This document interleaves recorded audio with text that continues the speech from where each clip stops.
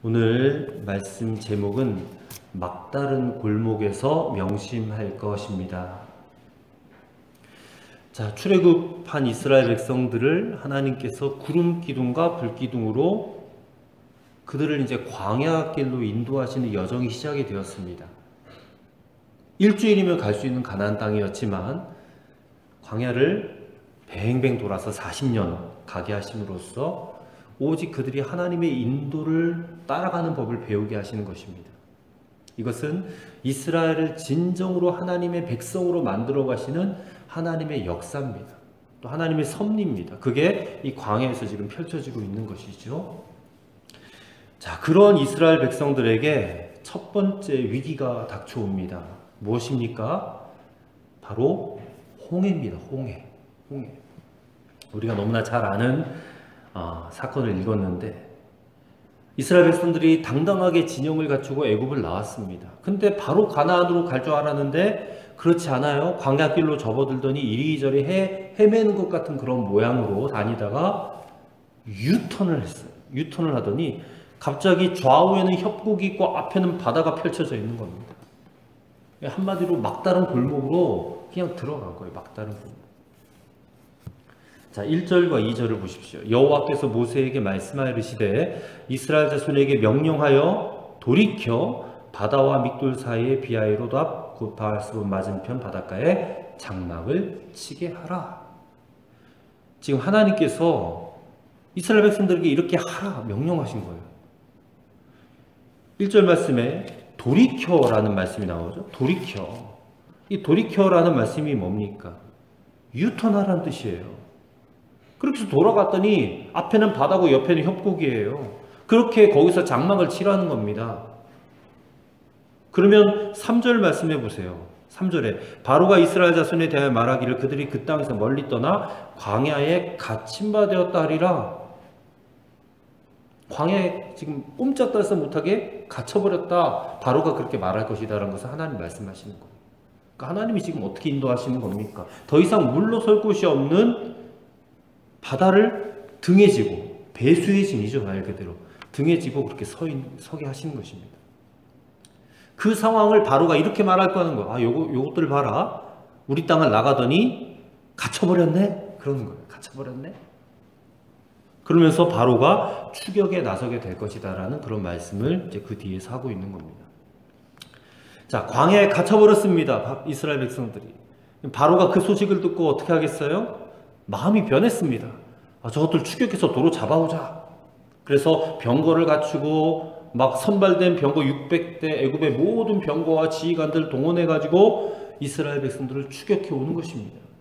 여러분, 우리가 여기서 생각해 봐야 됩니다. 하나님께서는 지금 자기 백성과 함께 계신다고 그랬어요. 낮에는 구름 기둥으로 밤에는 불 기둥으로 인도하신다고 그랬어요. 우리가 지금 그 장면을 계속 봐왔지 않습니까?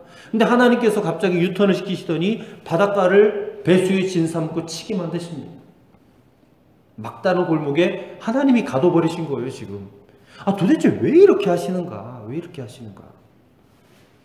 우리가 깨달아야 될 사실은 이것이 하나님이 인도하시는 방법이다라는 겁니다. 이것이 하나님이 인도하시는 방법. 왜 그런지 우리가 조금은 알 것 같지만 완벽하게는 알 수 없어요. 하나님의 뜻을 우리는 다 알 수는 없습니다. 하지만 이것이 하나님의 인도하시는 방법이라는 사실은 우리가 인정해야 된다 그 말입니다.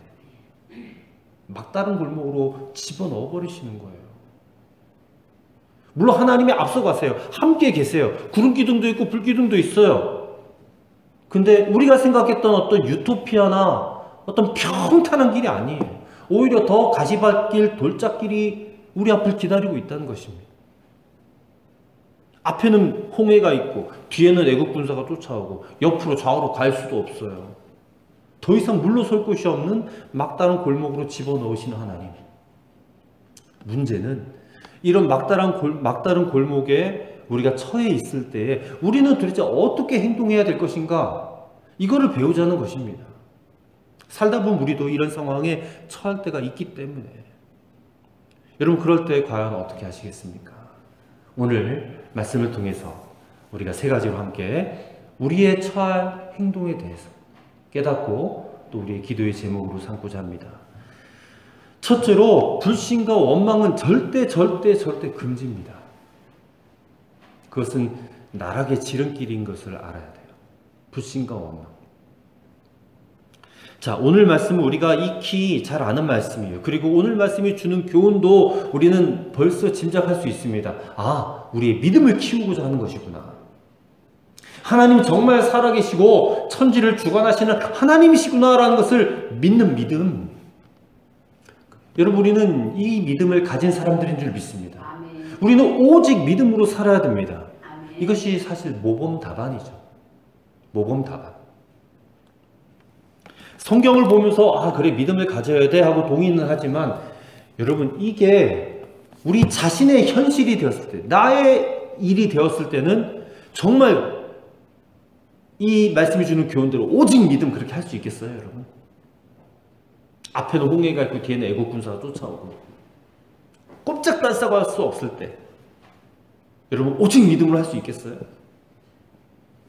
여기에 믿음의 문제가 있단 말입니다. 분명히 하나님께서는 하나님의 계획과 의도가 있어요. 그것 때문에 바닷가에 진을 치게 하신 것입니다. 이 일을 명하신 분이 누구십니까? 하나님이십니다. 그리고 그 소식 바로에게 들려지게 하셨고 바로가 추격해 오도록 허락하시는 거예요. 하나님이. 그럼 이런 상황에 노출된 이스라엘 백성들은 어떤 마음이 들겠는가? 여러분 10절을 보십시오. 10절. 바로가 가까이 올 때 이스라엘 자손이 눈을 들어본즉 애굽 사람들이 자기들 뒤에 이른지라 이스라엘 자손이 심히 두려워하여 여호와께 부르짖고 했습니다. 혼비백산한 거, 혼비백산. 그 장면을 머릿속에 잘 그려보세요. 이 사람들은 애굽에서 430년간 종살이했던 사람들이에요. 애굽 군대가 어떤지 그 위용을 누구보다 잘 아는 사람들이에요. 기동력이 빠른 병거의 위력도 알고 애굽의 군사력도 다 알아요. 근데 이제 그들을 적으로 마주하게 된 거예요. 적으로. 그리고 앞쪽에는 바다가 가로막혀 있고 이런 상황에서 가장 쉽게 선택하는 것이 무엇이겠습니까? 오늘 본문의 말씀처럼 원망이에요. 원망. 11절 12절 보세요. 그들이 모세에게 이르되 애굽에 매장제가 없어서 당신이 우리를 이끌어내 이 광에서 죽게 하느냐? 어찌하여 당신이 우리를 애굽에서 이끌어내 우리에게 이같이 하느냐? 12절. 우리가 애굽에서 당신에게 이른 말이 이것이 아니냐? 이르기를 우리를 내버려 둬라. 우리가 애굽 사람을 섬길 것이라 하지 아니하더냐? 애굽 사람을 섬기는 것이 광야에서 죽는 것보다 낫겠노라. 불신에 가득 찬 원망의 원망입니다. 아니 애굽에서 10가지 기적을 봤잖아요. 하나님의 기적적인 섭리를 눈으로 다 보았고 우리가 그 유월절 어린 양의 피를 좌우 문설주에 바르고 그렇게 애굽의 모든 장자들이 다 죽는 그런 놀라운 일들도 봤는데 또 나와서 구름기둥 불기둥으로 자신들을 인도해 가시는 그런 하나님의 인도도 경험을 했는데 근데 결과가 나쁘니까 목숨이 그냥 바람 앞에 촛불같이 이렇게 되고 마니까 이런 상황에서 가장 쉽게 선택할 수 있는 것이 불신과 원망이다.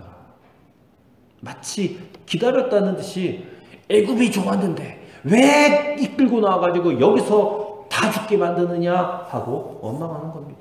근데 여러분 우리는 잘 알아요. 원망에서 뭔가 바뀌어지는가? 상황이 바뀌어집니까? 원망한다고? 불평한다고? 원망과 불평으로 상황이 바뀌어질 수 있다면 그 원망과 불평을 수도 없이 해야 될 거예요. 그걸로 상황이 바뀌어질 수 있다면. 근데 그거는 절대 상황을 바꾸지 못한다는 것입니다. 오히려 원망과 불평을 하면 할수록 자신과 주변 사람들을 다 마음 상하게 만들고 침체되게 만들 수밖에 없는 행동이에요.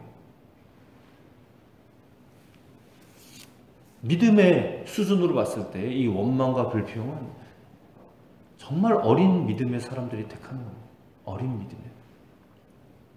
더구나 그 모습은 그 원망의 뿌리가 하나님에 대한 불신앙에 있다는 거예요. 불신앙.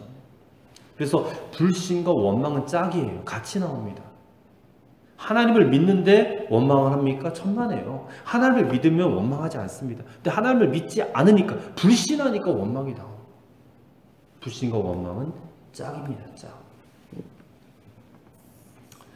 이렇게 연약한 믿음의 소유자이들이었기 때문에 하나님이 그들을 지금 막다른 골목으로 집어넣으신 거예요. 믿음의 훈련이 필요한 겁니다. 절체절명의 상황에 그들을 밀어넣은 겁니다. 애굽에서 10가지 재앙 다 경험하고 불기둥 굶기도 눈으로 똑바로 쳐다보면서도 여전히 그들의 믿음이 연약해요. 그래서 원망이 터져나오는 겁니다. 광야에서 이스라엘 백성들 원망 엄청나게 하죠. 이제 앞으로 계속해서 읽어가겠지만 그때그때마다 하나님이 그들의 믿음을 세워가시는 겁니다. 여러분, 우리가 오늘 이 말씀에서 찾아야 될 교훈은 뭐냐? 원망해서 좋아질 건 한 개도 없다. 그리고 믿음으로 한마음이 돼서 기도하고 문제를 해결하려고 해야 되는데 그게 아니라 지레 겁먹고 불평과 원망에 빠지는 것은 이건 사탄을 기쁘게 하는 게, 사탄을 기쁘게, 사탄이 막 춤추도록 그렇게 만드는 일이 된다는 것을 우리가 꼭 기억해야 될 줄로 믿습니다. 둘째로, 이러한 선택의 기로에서 우리는 무엇을 선택할 것인가? 믿음을 선택해야 된다는 거예요. 원망의 말이 아니라 믿음의 말을 선택해야 돼요. 자, 12절까지 읽었는데 13절과 14절 모세가 이렇게 말합니다. 모세가 백성에게 이르되 너희는 두려워하지 말고 가만히 서서 여호와께서 오늘 너희를 위하여 행하시는 구원을 보라. 너희가 오늘 본 애굽 사람들을 영원히 다시 보지 아니하리라. 여호와께서 너희를 위하여 싸우시리니 너희는 가만히 있을지니라. 보세요. 모세는 지금 뭐를 하고 있습니까? 믿음의 말을 하고 있어요. 믿음의 말. 두려워하지 마라. 근데 지금 막다른 골목인데 두려워하지 마라. 애국 군대가 쫓아오고 있는데 저 애국 군대 다시는 너희가 보지 못할 거야. 무참히 저들은 하나님께서 죽여버리실 거야. 두려워하지 마. 그렇게 말을 하는 겁니다. 놀라운 믿음이죠. 위기의 상황에서 믿음의 말을 선포하는 이 모세의 믿음은 빛을 발하고 있는 겁니다. 빛을 발하고. 더욱 빛날 하나님의 구원이, 그 역사가 이제 곧 펼쳐질 것이다. 그러니 두려워하지 말고 가만히 있어 하나님의 구원하심을 보라 라고 선언하고 있는 것입니다. 여러분, 믿음의 말이 얼마나 큰 위력이 있는 줄 모릅니다. 불신의 말, 절망의 말, 염려의 말이 아니라 하나님을 하실 것이다 라고 믿는 믿음의 말을 선포하시기를 바랍니다. 원망을 선택할 것인가 믿음을 선택할 것인가의 기로에 섰을 때 우리 하나님은 우리를 보호하시는 하나님, 인도하시는 하나님, 우리에게 좋은 것을 주시는 하나님이신 것을 믿고 믿음을 선택하라라는 것입니다. 여러분, 하나님이 아무런 생각도 없이 의도도 없이 계획도 없이 바닷가로 들이밀었을까요? 그럴 리가 없어요. 그럴 리가 없어요. 하나님은 말씀하십니다. 18절 말씀. 내가 바로와 그의 병거와 마병으로 말미암아 영광을 얻을 때야 애굽 사람들이 나를 여호와인 줄 알리라 하시더니, 다 쓸어버리겠다는 거예요. 바로의 말과 병거와 모든 군사들을 홍해 안에다 몰살시켜 버리시겠다. 그래서 하나님이 영광을 받으실 것이다 라고 지금 선포하시는 것입니다. 그러니까 이 일이 처음부터 하나님의 계획 가운데 다 있었던 일이에요. 이런 상황 자체를 만드신 분이 하나님이십니다. 일부러 유턴하게 해서 일부러 바닷가 가운데 밀어 넣어가지고 배수의 진을 치게 하신 것입니다. 왜 그래요? 애굽 사람들에게 하나님의 영광을 보여주시기 위해서, 그리고 이스라엘 백성들에게는 그 연약한 믿음을 강하게 세우기 위해서. 오늘 여러분의 믿음, 저의 믿음이 너무 연약합니다. 우리는 문제 상황을 만나면 벌벌벌벌 떨어요. 하나님은 그런 상황을 우리에게 주심으로 우리에게 믿음의 말을 하게 만드시는 거예요. 믿음의 말. 왜냐하면 하나님의 사전에는 우연이라는 게 없거든요. 이게 지금 우연이 되는 일이 하나도 없어요. 다 계획 가운데 있는 것입니다. 그러므로 여러분 인생의 사전에서 우연이라는 말을 지워버리세요. 우리가 살면서 만나는 모든 일, 모든 상황, 모든 형편은 거기에 다 하나님의 의도가 있는 것입니다. 오늘 저와 여러분이 이 자리에서 만나서 함께 예배하고 이 말씀을 듣게 하시는 이유도 하나님의 의도가 분명히 있는 줄로 믿습니다.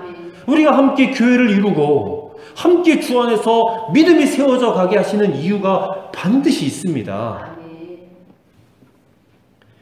고난이 우리에게 닥쳐올 때 그 고난을 통해서 하나님이 이루고자 하시는 뜻이 분명히 있다. 그런 게 어디 있어? 그렇게 말하지 마세요. 그런 게 있습니다. 분명히 있습니다. 우리가 그것을 분명히 믿는다면 절대 네버 원망의 말 선택하면 안 됩니다. 우리는 믿음의 말을 선택하고 그 믿음의 말을 선포해야 될 것입니다. 그것이 하나님 앞에서 지혜로운 것입니다. 그게 믿음입니다. 뭐가 믿음이에요? 눈에 빤히 보이는 것을 믿는 게 믿음이 아니라 눈에 보이지 않지만 있는 것처럼 여기는 것이 믿음 아니에요? 우리 히브리서 11장 1절 말씀 다 알잖아요. 믿음은 바라는 것들의 실상이고 보지 못하는 것들의 증거라. 눈에 하나도 안 보여요. 앞으로 어떤 일이 펼쳐질지 우리는 알 수 없어요. 하지만 하나님은 좋은 것을 행하실 것이다라고 믿음의 말을 선포하는 거예요. 무모해 보이죠. 어리석어 보이기도 할 거예요. 믿음을 선택하는 것이. 아무런 대책도 없이 무슨 맨날 그렇게 말만 그렇게 하느냐. 보세요. 근데 나중에는 그 믿음의 말대로 돼요. 신기하게.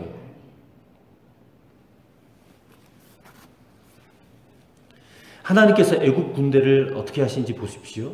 19절 20절 말씀해 보니까 애국 군대를 교란시키세요. 결코 대책 없이 일하지 않습니다. 하나님께서는. 그리고 이스라엘 백성들의 짐과 애굽 사람들의 사이에 구름 기둥을 옮겨두셔서 그들이 더 이상 쫓아올 수 없게 만드세요. 시간을 버시는 겁니다. 24절 25절에도 보세요. 새벽에 여호와께서 불과 구름 기둥 가운데 애국 군대를 보시고 애국 군대를 어지럽게 하시며 그들의 병거 바퀴를 벗겨서 달리기도 어렵게 하셨어요. 애국 군대가 이스라엘 백성들에게 가까이 접근해 올지라도 절대로 그들을 건드리지는 못하게 하나님이 지금 역사하고 계세요. 그러자 애국 사람들의 입에서 놀라운 고백이 나와요. 25절 보십시오. 애국 사람들이 이르되 이스라엘 앞에서 우리가 도망하자 여호와가 그들을 위하여 싸워 애굽 사람들을 치는도다. 그렇게 말을 해요. 여호와가 그들을 위하여 싸운다. 이게 애굽 사람들의 고백이에요. 근데 이 말을 누가 했던 말이에요? 14절에서 모세가 했던 말이에요. 모세가 여호와께서 너희를 위하여 싸우시리니 모세가 했던 말이 그대로 이루어지는 거예요. 지금. 그래서 믿음의 말이 중요하다는 겁니다.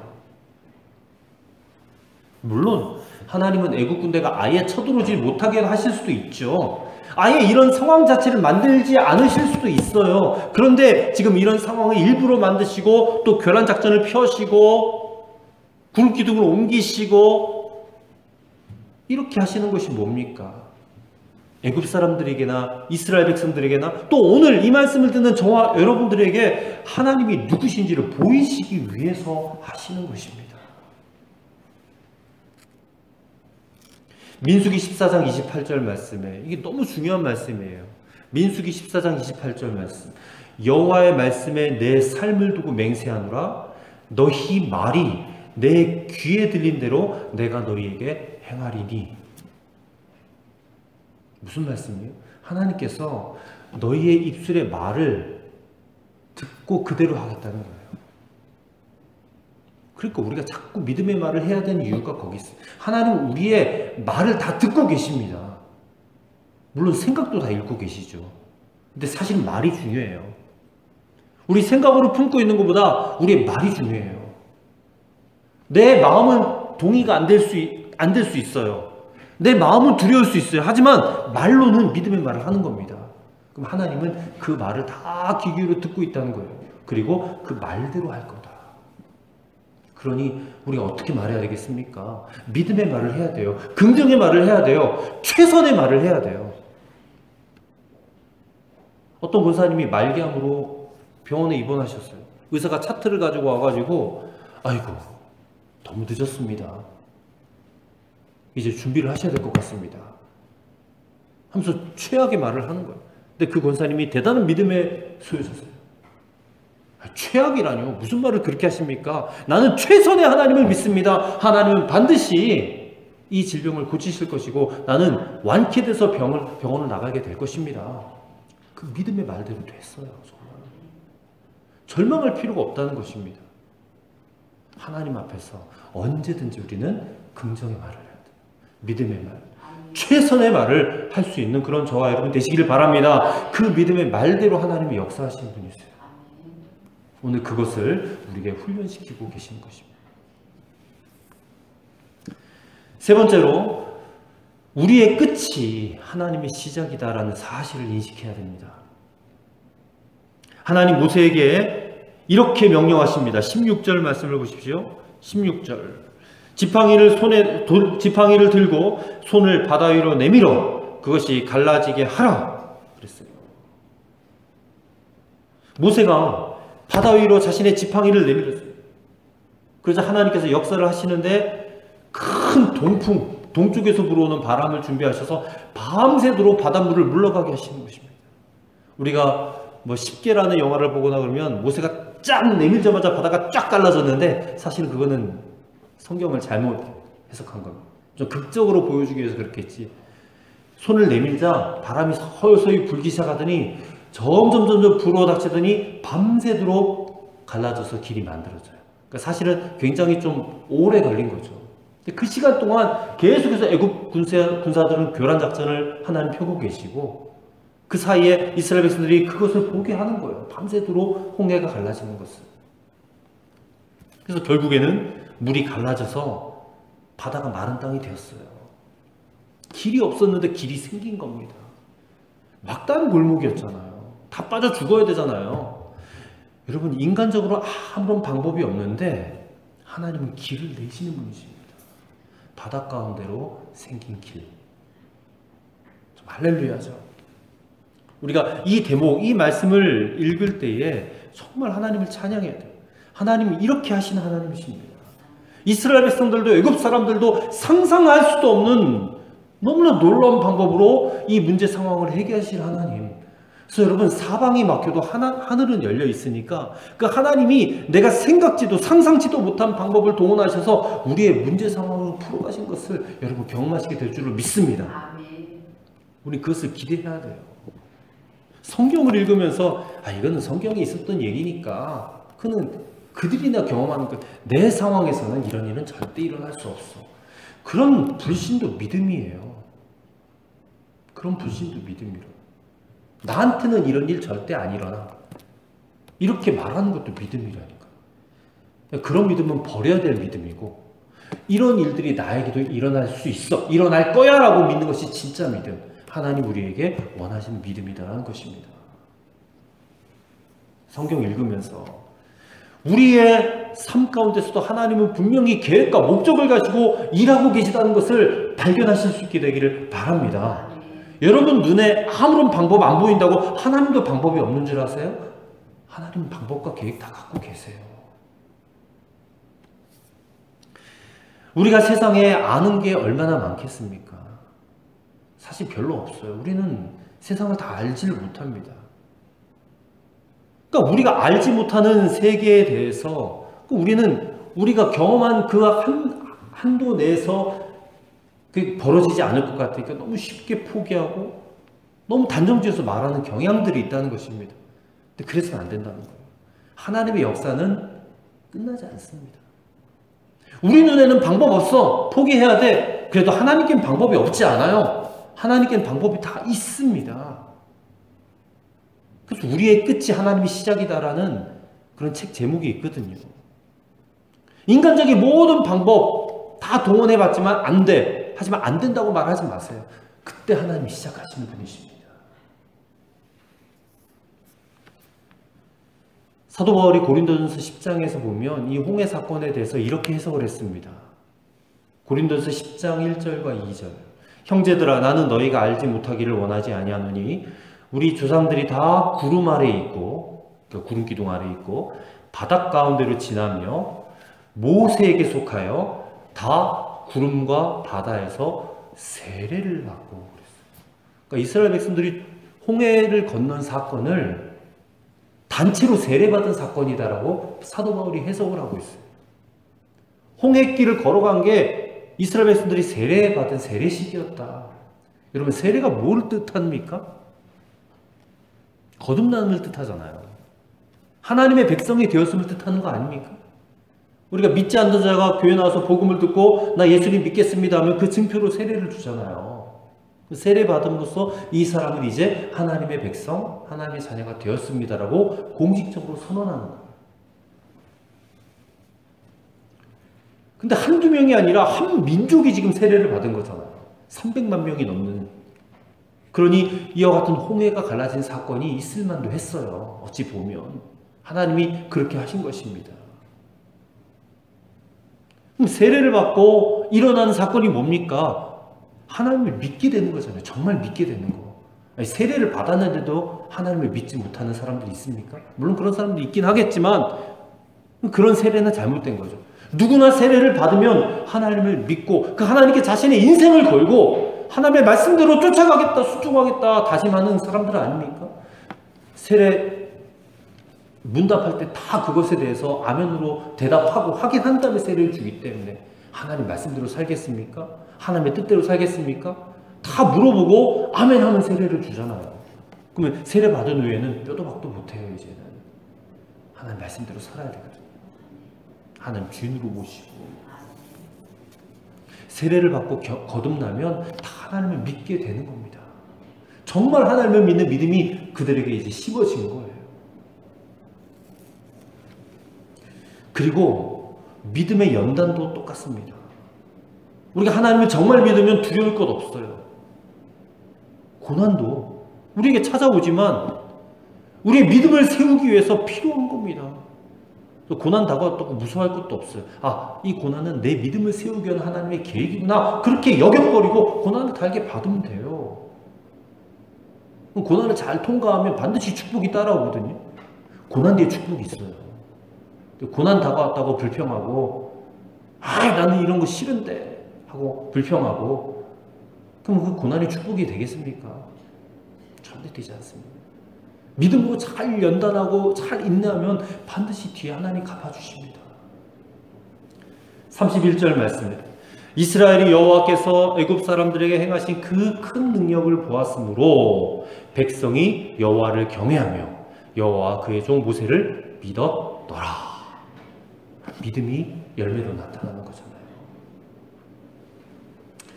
이스라엘이라는 이름의 뜻이 무엇입니까? 본래 야곱이 천사와 씨름하던 거기서 이겼잖아요. 그쵸? 이겼습니까? 근데 사실은 졌죠. 뼈가 부러져가지고 환도뼈가 부러져가지고 사실은 졌지만 하나님이 네가 이겼다라고 인정해 주신 거잖아요. 그래서 거기서 야곱의 이름을 이스라엘로 바꿔주신 거예요. 그래서 이스라엘이라는 뜻이 뭐예요? 하나님과 겨루어 네가 이겼다 이런 뜻 아니에요? 근데 제가 창세기를 다시 찾아보니까 하나님과 및 사람들과 겨루어 이겼다 이런 뜻이래요. 전 처음에는 하나님과 겨루어 이겼다라는 것만 알고 있었는데 하나님과 및 사람들과 겨루어 이겼다. 이게 진짜 이스라엘이라는 거예요. 그러니까 이스라엘이면 이스라엘이라는 이름에 걸맞게 살아야 되지 않겠냐는 거예요. 여러분, 저와 여러분들의 이름이 뭡니까? 우리는 그리스도인, 기독교인, 하나님의 자녀, 하나님의 백성이라는 이름을 가지고 있어요. 우리 그 이름에 걸맞게 살아가려면 믿음의 훈련을 통해서 믿음을 올곧게 세우고 그 믿음의 사람으로 사는 그런 사람이 되도록 하나님 훈련시키시는 거예요. 여러분, 믿음으로 산다는 말은 하나님께 순종하면서 그리고 염려하지 않고 두려워하지 않고 사는 삶을 말하는 것입니다. 그러므로 사랑하는 성도 여러분, 우리는 명심해야 됩니다. 우리는 불평하지 않고 하나님의 백성답게 하나님께만 순종하며 나아가면 하나님 반드시 역사하십니다. 아멘. 이스라엘 백성들이 그것을 오늘 본 것입니다. 오늘 우리의 삶도 삶 자체가 광야입니다. 광야에 누가 있어요? 마귀가 있어요. 마귀가 광야에서 끊임없이 우리에게 원망, 불평, 시련, 연단 줄 거예요. 그 통해서 자꾸 원망하라고 우리가 원망하고 불평해서 마귀에게 계속해서 힘을 더하여 주는 거예요.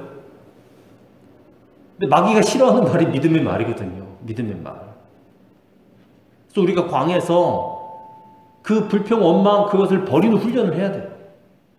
그런 모습으로 마귀와 싸워 이길 수가 없어요. 나중에 이스라엘 백성들이 광야를 통과해서 요단강을 건너고 여리고성을 무너뜨리고 그럴 때에 그들은 출애굽 때와는 완전히 다른 사람들이 되어 있어요. 여러분 우리도 점점점 이렇게 변해가게 될 줄을 믿습니다. 막다른 골목 집어넣으실 때에 할렐루야 하세요. 아멘 하세요. 하나님 내 믿음 훈련시키시는구나. 그리고 반드시 피할 길을 여세요.